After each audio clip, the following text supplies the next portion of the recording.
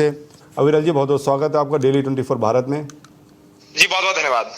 ये घटना हुई, आप थोड़ा बताइए कैसे ये जो वकील है इतना गुस्से में आया, क्या कारण रहे?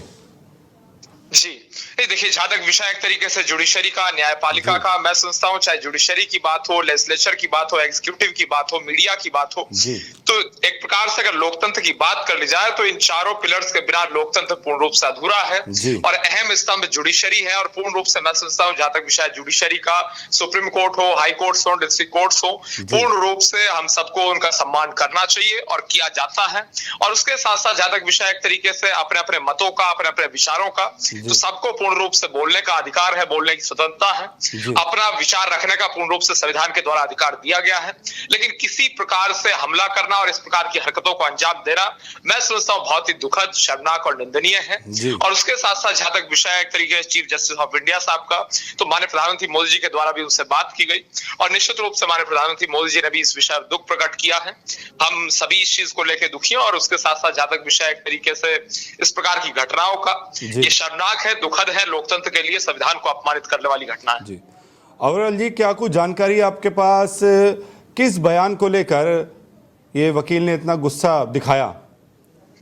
जी देखिए, जहां तक विषय एक तरीके से गुस्सा दिखाने का और जहां तक विषय है अलग अलग मतों का और अलग अलग विचारों का, और उसके साथ साथ जहां तक विषय एक तरीके से सनातन का, मैं सोचता हूं जहां तक विषय है एक तरीके से हिंदू, मुस्लिम, सिख, ईसाई, जैन, बौद्ध, पारसी का, आज देश में सभी सुरक्षित है हमारे प्रधानमंत्री मोदी जी के नेतृत्व में। और उसके साथ साथ जहां तक विषय है एक तरीके से विचार रखने का, सबको पूरा अधिकार है विचार रखने का, विचार रखे जाने चाहिए और सनातन के पक्ष में बोलना चाहिए। अविरल जी, कुछ भगवान विष्णु को लेके कुछ टिप्पणी करी थी सीजेआई गवाही ने। नहीं, बिल्कुल बिल्कुल, मैं उसी विषय पे आ रहा हूँ। देखिए, जहां तक विषय है सनातन धर्म का, तो सनातन धर्म के विषय पे कोई किसी प्रकार की टिप्पणी करे यह असहनीय है, किसी प्रकार की टिप्पणी नहीं की जानी चाहिए, पूर्ण रूप से बिल्कुल सत्य है। और उसके साथ साथ जहां तक विषय है एक तरीके से इस प्रकार की घटनाओं का, मैं समझता हूँ ये घटनाएं गलत है, लेकिन जहां तक विषय है पर्टिकुलरली विचारों के माध्यम से जवाब देने का, मौखिक रूप से जवाब देने का, तो निश्चित रूप से कठोरतम शब्दों में उसकी निंदा की जानी चाहिए। और विचार रखने का भारतीय संविधान हमें अधिकार देता है, right to freedom of speech हमें पूर्ण रूप से है। और उसके साथ साथ जहां तक विषय है सनातन धर्म का, सनातन का अपमान एक प्रकार से जहां तक मैसेज करने की बात है, किसी को किसी रूप में कोई अधिकार नहीं है कि कोई सनातन धर्म का, हिंदू धर्म का अपमान करे, और किसी को ये राइट प्रदान नहीं किया गया है, बिल्कुल स्पष्ट है। लेकिन अविरल जी, इस घटना के बाद सीजेआई ने क्या स्टेप लिया, क्या गिरफ्तारी हुई है उस वकील की? देखिए, जहां तक विषय है उनके द्वारा एक तरीके से जो सब चल रहा है कि वो माफी दिए जाने की बात, और जहां तक विषय एक तरीके छोड़ने की बात, तो मैं समझता हूँ बिल्कुल एक अलग विषय है, वो एक कानूनी प्रक्रिया है। लेकिन जहां तक पर्टिकुलरली बात है हमले की और सुप्रीम कोर्ट ऑफ इंडिया में हमला करने की इस प्रकार से, तो मैं समझता हूँ ये दुखद है, गलत है, और उसके साथ साथ वायलेंस को किसी रूप में एक्सेप्ट नहीं किया जा सकता है।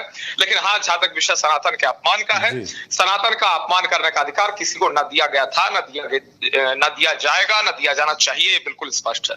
अविरल जी, बीजेपी का इसको लेके क्या स्टैंड है और पीएम मोदी ने क्या कुछ कहा है सीजेआई से?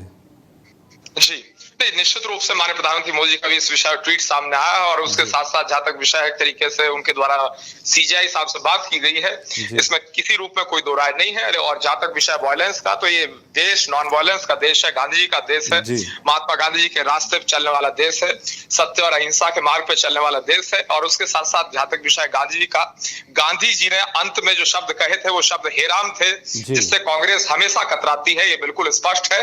वो गांधी की बात कांग्रेस जरूर करती है, लेकिन राम का अपमान करने का काम और राम मंदिर निर्माण में रोड़े अटकाने का काम कांग्रेस के द्वारा किया जाता है। ये